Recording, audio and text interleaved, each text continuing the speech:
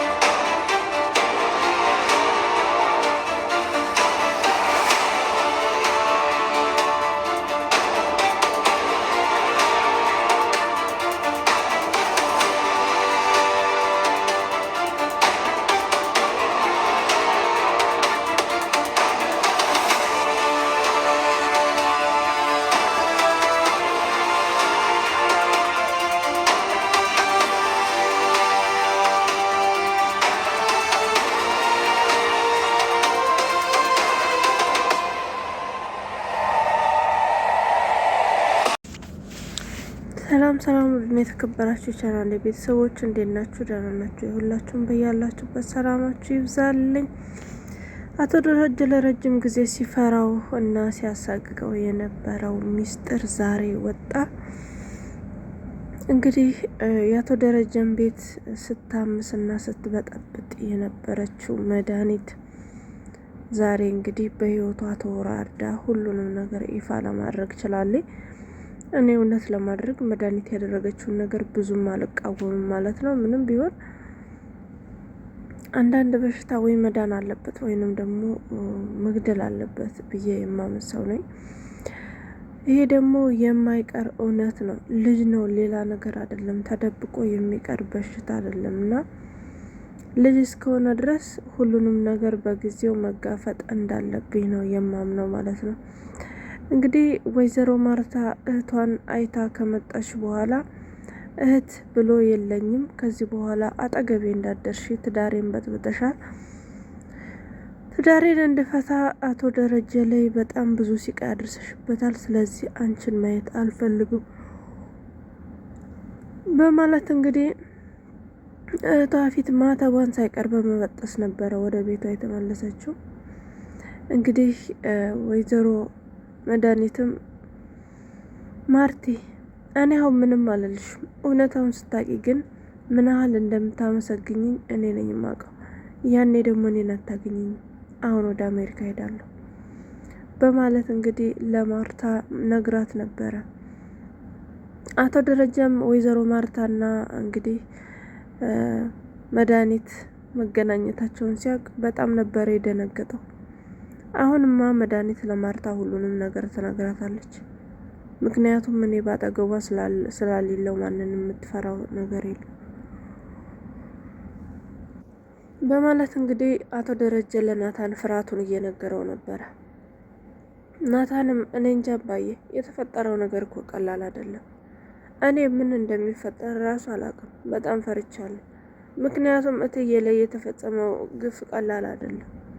አላውቅም ብቻ አባዬ፣ ፈጣሪ ያውቃል። ይሄ በእኛ አቅም የሚሆን ነገር አይደለም። መድኃኒትን እስካሁን ስፈርድባት ነበር። ምን አይነት አረመኔ ነች እያልኩኝ ነበረ። በእውነት ነው የምልህ አባዬ፣ መድኃኒት እንደዚህ ለዚህ ብላ ቢሆን ኖሮ እንደዛ እየታገለች ያለችው ባቅ ኖሮ አይደለም ቪዲዮ ላይ አደርጋት ይቅርና ቀና ብዬ ማየት የምችልበት ጊዜ ላይ አልነበርኩ። በጣም ነው ማዝነው አባዬ ነው። ናታን አንተን ፈረድክብኝ። ይሄ ነገር የተፈጸመው እኮ በዚህ ሁኔታ ነው ብሎ እንዴት አድርጋ ዳጣ እንደተወለደች ሰላምም ደግሞ ጋሽ መስከሩን አይታ እንዲሁም ደግሞ ወይዘሮ ማርታ ለትራቭል ወደ ዱባይ በሄደችበት እንዴት አድርጋ ሁለተኛ ልጅ ልትወልድ እንደቻለች ናታን እንግዲህ ሲሰማ ለመረዳት ችሏል ማለት ነው። ናታን ግን ጋሼ እኔ ግን እኮ ልረዳ እችላለሁ፣ ግን እትዬ እንዴት ብላ ትረዳለች? በጣም ከባድ ነገር ነው። ስለዚህ ብቻ ፈጣሪ ያውቃል በማለት እንግዲህ ናታንም ምንም ነገርን ማድረግ እንደማይችልና ነገሩ ከባድ እንደሆነ ለአቶ ደረጀ ነግሮታል። አቶ ደረጀም እንግዲህ ለአቤጌል ይደውልና ኤቢ መጣሽ? ይኸውልሽ ኤቢ፣ አሁን ማርታና መድኃኒት ተገናኙ ማለት በጣም ብዙ ነገር ይበላሻል። እኔ እንደሆን ለእናንተ ጥሩ አባት አይደለሁም። ከዚህ በኋላ ውሃንም ሆነ ዳጣን ላንቺ አደራ ሰጥቼሻለሁ። አንቺ በጣም ጎበዝ ልጅ ነሽ ልጄ። ከእስር ቤትም ተከራክረሽ ያወጣሽኝ አንቺ ነሽ። ከዚህ በኋላ የምታከብሪው የምታደንቂው ጎበዙ ጠንካራው አባትሽ የለም። ብሞት እንኳን ከዛሬ ማልፍ አይመስለኝም እያለ እንግዲህ በጣም የሚያስጨንቅ ነገር ለኤቢ ሲነግራት፣ ኤቢም አባዬ ምን ሆነ ነው? ምንድነው የተፈጠረ ነገር አለ እንዴ? ለምንድነው የማትነግረኝ? የምታወራው ነገር ሁሉ እኮ ያስጨንቃል ትለዋለች። አዎ በጣም ነው የሚያስጨንቀው። እኔም ስለጨነቀኝ እኮ እንደዚህ እያልኩ ምነግርሽ። ስለዚህ አደራሽን አቤጌል፣ ሁለቱን አደራሽን ዳጣንና ውሃን ላንቺ አደራ ሰጥቻለሁ እያለ እንግዲህ የተፈጠረውን ነገር ለመናገር በጣም ስለፈራ አሁንም ብዬ ነው የምነግራት። ምን ሆነ ነው አባዬ? ምን ሆነ ነው? በዳጣ ምክንያት ነው? እሱም እኮ ችግር የለውም፣ ከ10 ጊዜ የሚፈጠር ነገር ነው። እማዬ ደግሞ ልትረዳ ትችላለች በማለት እንግዲህ ለማግባባት ብትሞክርም ደረጀ ግን ነገሩ ከባድ እንደሆነ ይነግራትና ነገሩ እዚህ ጋር ያበቃል ማለት ነው። በሌላ በኩል ናታን ለዳጣ ሁሉንም ያለውን እውነት ነግሯታል። ዳጣ እኔ በጣም ከብዶኛል፣ እየሆነ ያለው ነገር በጣም ከባድ ነው። አሁን ላይ ወደዚህ ቤት እየመጣ ያለው መከራ ሳስብ ከዚህ ቤት ብንበልና ጠፋ ይለኛል። ቤተሰቦች ጋር ለመሄድ አስባለሁ፣ ግን አንቻልሽ አንቺን ለማን ትችሽ ልሂድ? ደግሞ ስናባዬ እንደዚህ አይነት መከራ ውስጥ በገቡ ጊዜ ጥያቸው መሄድ አለብኝ ብዬ ስለማላስብ ነው። እውነት በጣም ትልቅ ነገር ተፈጥሯል፣ ግን እማዬ በጣም ነው ተሳዝነኝ። ወይዘሮ ማርታ በጣም ብዙ ግፍ ተሰርቶባታል ይላታል። ዳጣም እየጠረጠርኩት ብቻ እንዳይሆን ምንድን ነው ናታን? በተደጋጋሚ ጊዜ የሚያስጨንቅ ነገር ትነግረኛለህ፣ ነገር ግን የነገሩን ለምን እንደምትጨነቅ ምን እንደሚያስጨንቅ መናገር አትፈልግም። ምን ሆነ ነው? ምንድን ነው የተፈጠረው? ለምን አትነግረኝም? ዳጣ ሰላም በጣም ብዙ ነገር አጥፍታለች። ሰላምና አባዬ እማዬን ክደዋታል። ምን አድርገው ነው የካዷት? ምን ሆነ ነው? ለምንድን ነው የማትናገረው? የሰላም ልጅ አሁን የተወለደው አዲሱ የሰላም ልጅ የአባዬ ልጅ ነው ይላታል። ዳጣ ምን ጊዜ ጠርጥሬ ነበረ። በጣም ነው የማዝነው። እንደዚህ አይነት ቤተሰብ ጋር ነው መኖር የምችለው? እንደዚህ አይነት ግፈኞች፣ እናቴም አባቴም ምን አይነት ግፈኞች ናቸው? እንዴት በአንዱ እንኳን አልታደልኩም? አሁን በማዬ ላይ እንደዚህ አይነት ነገር ይደረጋል? አምናቸው ሁለቱንም አንድ ቤት ውስጥ እየኖሩ ነው። ነገር ግን ሁለቱም ክደዋታል። እሷ ከግን ሁለቱንም ታምናቸዋለች። ሁለቱንም በጣም ነው የምትወዳቸው። ሰላም ሰላም ሰላም ትላለች። አቶ ደረጀንም ምን ያህል እንደምታከብረው ታውቃለህ። ሰው ግን ለምንድን በሚያመነው ሰው የሚጎዳው? በቃ ከዚህ በኋላ እኔም ወደ ቀድሞ ህይወቴ እመለሳለሁ። አሁን ለማንኛውም ወጣሁኝ ብላ ወስታው ሄዳለች። ወዴት ነው የምትሄጂው ዳጣ? ተረጋጊ፣ ሁሉም ነገር ይስተካከላል። ምንድን ነው የሚስተካከለው? ሰላም ጋር እየሄድኩ ነው፣ ሰላም ጋር ብላው ፍታው ትሄዳለች ማለት ነው። እንግዲህ ናታንም ይሄ ነገር ቢያስተነግጠውም ግን ዳጣን ማስቆም አልቻለም። ዳጣ እቤት ሄዳ እናቷ ጋር ሰላም ሰላም፣ አንቺ ሰላም የት ነው ያለሽው? ነይ ውጭ፣ የት ነው ያለሽው? በማለት በጣም እየጮኸች እና ድምጿን ከፍ አድርጋ እናቷን ተጣራች። ወይዘሮ ሰላምን በጣም ስለደነገጠች ከጓዳ መጣ። እንዴ ዳጣ ምንድን ነው የሚያስጮህሽ? ድምጽሽ እኮ በጣም ኃይለኛ ነው። በጣም ድምጽሽ ከፍ ብሏል። ምን ሆነሽ ነው ትላታለች። አዎ ድምጼ ከፍ ብሏል። የሰማሁት ነገር እውነት ነው? ሰላም እውነት ነው? አድርገሽዋል? እውነት ነው ወይ? የቤቢ አባት አባዬ ነው? የቤቢ አባት አቶ ደረጀ ነው? ንገሪኝ እስቲ ትላታለች። መጀመሪያ በጣም እየጮሽ ነው። እናትሽ እኮ ነኝ፣ እንደዚህ ልታናግርኝ አይገባም። እንዴትም ባናግርሽ አሁን የጠየቅኩሽን ጥያቄ ብቻ ነው እንድትመልሽልኝ የምፈልገው። ሰላም እባክሽን ሌላ ነገር ማለቱን ትተሽ የምጠይቅሽን ነገር ብቻ መልሽልኝ። ይሄን ብቻ አይደለም እነግርሽ፣ መስማት ካለብሽ ከመጀመሪያው ጀምሮ ነው። ይኸውልሽ ሰላም ምንም ነገር የመስማት ፍላጎት የለኝም። አሁን የምፈልገው ቤቢ የአቶ ደረጀ ልጅ ነው ወይ? ይሄን ብቻ ነው እንድትነግርኝ የምፈልገው እባክሽን ትላታለች። አይ የመጀመሪያው ካሌለ እኮ የመጨረሻውም የለም። ስለዚህ አዳምጪኝ። እኔ ለአንቺ ምን ያህል ዋጋ እንደከፈልኩ አታውቂም። ለ20 ዓመት ሙሉ እየጠበቅኩሽ ነበረ። አንቺን እንደወለድኩሽ ወስደው የጣሉሽ እነ ደረጀ ነበሩ። 20 ዓመት ሙሉ ጠበቅኩሽ። ልጅነቴን፣ ወጣትነቴን፣ አበባዬን አንቺን በመጠበቅ አረገፍኩ። 20 ዓመት ሙሉ ስጠብቅሽ አልመጣሽም። 20 ዓመት ሙሉ አልተኛም ነበረ፣ እየጠበቅኩሽ አለቅስ ነበረ። ከዛም በኋላ ከ20 ዓመት በኋላ እንደማትመጭና አንቺንም የት እንዳረጉሽ መናገር ስላልቻሉ በቃ ላንቺ ምትክ ይሆናል፣ አንቺንም ልረሳሽ እችላለሁ፣ ምናልባት ደግሜ ልውለድ በማለት ታቶ ደረጀ ጋር የሆነ ቀን ተሳሳትን። ከዛም ቤቢ ተፈጠረ። ቤቢም በሆዴ እንዳለ አንቺ መጣሽ። ይሄን የሆነው ነገር እና እኔ ላንቺ የከፈልኩት መስዋዕት፣ ላንቺ ያለቀስኩት ለቅሶ፣ ላንቺ 20 ዓመት ሙሉ የጠበቅኩት መጠበቅ፣ ይሄ ነው የኔ መልስ? ይሄ ነው የኔ ስህተት? ምኑ ጋር ነው የተሳሳትኩት? እስቲ ንገሪኝ። አንቺ ብትሆኝ የምታደርጊ ነበረ በማለት እንግዲህ ወይዘሮ ሰላም በጣም በሚያሳዝን ድምጽ ለዳጣ በመናገር ሁሉንም ነገር አስረድታታለች ማለት ነው። ዳጣ ግን ለጊዜው በጣም ስለተናደደች ምንም ነገር የመረዳት ፍላጎት አልነበራትም። ወደ ቤትም በመመለስ አባቷን ይሄ እየጠበቀችው ነበረ። ወደ ቤት ስትመጣ አባቷ እስከሚመጣ ድረስ አላስችል ብሏት መቀመጥ እንኳን አቅቷት እየተንቆራጠጠች ነበረ። በሌላ በኩል አቤጊል እናቷ ጋር ሄዳ እናቷ የሰማችው ነገር እንዳለ ስላወቀች እማዬ እንዴት ነሽ?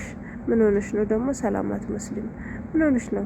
የተረበሽሽ ትመስላለሽ ትላታለች። አዎ ዳጣ በጣም አዎ አቤጊል በጣም ተረብሻለሁ። የሰማሁት ነገር እውነት ከሆነ ምን እንደማደርግ አላቅም። በዛ ላይ ፈርቻለሁ። ፍርሃት ይሰማኛል። ኤቢ በጣም ደብሮኛል፣ አዝኛለሁ፣ ተጨንቄያለሁ። ምን ሆነሽ ነው ማየ? ለምን ልትነግሪኝ አትፈልጊም? ደግሞ ምንድነው ፊት ለፊትሽ ላይ ያለው ወረቀት? አክስቴ ናት የረበሸችሽ? አክስቴ ነች አይደለ? ለምን የሷ ወሬ ትሰሚያለሽ? እሷ በውሸት ሞች ያለው ብላል እንዴ አባዬ ያሰረችው። ስለዚህ ውሸታም እንደሆነች ታውቂ የለ? በቃ አክስቴን ማዳመጥ የለብሽም እማዬ። አክስቴን ታያት በጣም ክፉ ናት ትላታለች። አይ እሱ አይደለችም እኔ ብቻ የሆነ የሚያስፈራኝ ነገር አለ እኮ። ምንድነው ማፈሪው? እናቴ አንቺ እኮ በጣም ጠንካራ ነሽ። አንቺ እኮ የምትፈሪ ሰው አይደለሽም። ስለዚህ ዛሬ ምንም የሚያስፈራ ነገር ተገኘ? አይ ኤቢ ሁሉም ሰው እኮ ለትዳሩና ለልጆቹ በጣም ይፈራል። ለዛ ነው። አንቺ ደግሞ አሁን ላይ እዛ ላይ አልደረስሽም። ስለዚህ ስትደርሽበት ሁሉንም ነገር ታውቂዋለሽ ኤቢዬ፣ አሁን እኔ ልትረጅኝ አትችይም ትላታለች። እሺ እማዬ፣ ፊት ለፊትሽ ያለው ወረቀት ምንድን ነው? እኔ እንጃ ኤቢ፣ እኔም አላየሁትም፣ አላነበብኩትም። እሺ እኔ ላንበው? አይ አታነቢውም፣ አሁን ደረጃ ይመጣና ሁሉም ነገር እናየዋለን በማለት እንደማታነበውና ልታነበው እንደማትፈቅድላት ነግራት ከክላሷ ታስወጣታለች ማለት ነው። አቶ ደረጀም እንግዲህ በጣም ፈርቶና እየተንቀጠቀጠ ወደ ቤት ይመጣል። ገና ከውጭ እንደመጣ ነበረ ዳጣ እሳት ለብሳ የጠበቀችው። እንግዲህ ከዚህ በፊት እንደምታደርገው አባዬ እንኳን ደህና መጣ ብላ እንደምትስመው አይደለም፣ ዝም ብላ መጣ ክላሴና ፈልጋለሁ በማለት ይዛው ሄዳለች። እንግዲህ በጣም ደንግጦ ምን ሆነሽ ነው ዳጣ፣ የተፈጠረ ነገር አለ እንዴ ሲላት፣ አይ ብቻ ክላሴ እፈልጋለሁ በማለት ክላሷ ወስዳ የተፈጠረውን ነገር በሙሉ ስጠይቀው፣ አው እውነት ነው ብሎ ያለውን ነገር ካስረዳት በኋላ በቃ እኔ እዚህ ቤት መኖር አልፈልግም፣ እንደዚህ አይነት ቤተሰብ ጋር መኖር አልፈልግም። ስለዚህ አባዬ እኔ መሄድ እፈልጋለሁ፣ ወዳደኩበት ቦታ መሄድ እፈልጋለሁ። የት ነው የምትሄጂው? በቃ ያሳደገኝ ጎዳና ያሳደገኝ ኢትዮጵያ ሕዝብ አይደለ? አሁንም እዛ ነው መመለስ እንፈልገው ይላታል።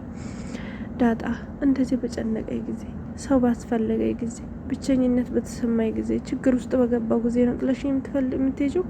የትም እንድትሄጂ አልፈልግም። ከአጠገቤ የሆናችሁ እንድታበረቱኝ ነው የምፈልገው። አይዞህ እንድትሉኝ ነው የምፈልገው። ቤተሰቡን አንድ እንድታደርጉ ነው የምፈልገው። አንቺ የት ነው የምትሄጂው? ብሞት እንኳን እዚሁ እያየሽ ነው እንድቀበሩ የምፈልገው። የትም አትሄጂም። የት ነው የምትሄጂው? ግን እሄዳለሁ የአባቴን ምክር አልሰማም ብለሽ ከሆነ የምትሄጂው ብሎ እንግዲህ በጣም የሚዘገነን እርግማን ከረገማት በኋላ ይኸውልሽ የአባት እርግማን ወንዝ አያሻግርም፣ ሂጂ፣ ምንም ነገር አይቀናሽም፣ ነግሬሻለሁ ዳጣ፣ የትም እንዳትሄጂ በማለት አቶ ደረጀ ሁሉንም ነገር ነግሯት ከክላሱ ከወጣ በኋላ ወደ ወይዘሮ ማርቲ ክላስ ያመራል። ወደ ክላሱ ሲሄድ እንደፈራ ወይዘሮ ማርታ ሁሉንም ነገር አውቃ እሳት ለብሳ እሳት ጎርሳ እየጠበቀችው ነበረ። ገና ሲያያት በጣም ነበር የደነገጠው። ለመጀመሪያ ጊዜ ማርታ አቶ ደረጀ ላይ በዚህ ልክ ተኮሳትራ ተቀይራ ሌላ ሰው መስላ ጠበቀችው። አቶ ደረጀ ሁኔታው በጣም ስላስደነገጠው እየተንቀጠቀጠ ነበረ። ምን ልበላት? ምን አይነት ነገር ነው? ዛሬ ምን አለበት በሞት ሞቴ ቢሆን ይሻል ነበረ። እኔ እኮ ላንቺ አልገባሽም። ምን አይነት የተረገምኩ ሰው ነኝ? ምን አይነት ባለጌ ሰው ነኝ? አሁን ምንድን ነው የሚፈጠረው? እያለ እንግዲህ እየተንቀጠቀጠ እያለ እንግዲህ ወይዘሮ ማርታ በጣም በሚያስፈራ ፊት እያየችው እሷም እየተንቀጠቀጠች አራስ ነብር መስላ ጠብቀዋለች። ውድና የተከበራቸው የቻናሌ ቤተሰቦች እንግዲህ ወይዘሮ ማርታና አቶ ደረጀ መሀል ምን አይነት ነገር ተፈጥሮ የሚስማሙ ይመስላችኋል ወይስ ይለያያሉ? እኔ እንዳይመስለኝ ግን ናታን፣ ዳጣና አቤጌል እያሉ ይሄ ቤተሰብ በጭራሽ ይፈርሳል ብዬ አላስብም። በእርግጥም እንግዲህ ከአሁን በፊትም የልጅ እጥረት ስላለባቸው ወይዘሮ ማርታ መከዳቷና መካዷ ቢደብራትም ነገር ግን ትዳሯን እንደምትቀጥል ተስፋ አደርጋለሁ። እናንተ ማሳብ አስተያየታችሁን ኮመንት ላይ አሳውቁኝ። ሰላም ሁኑልኝ ባይ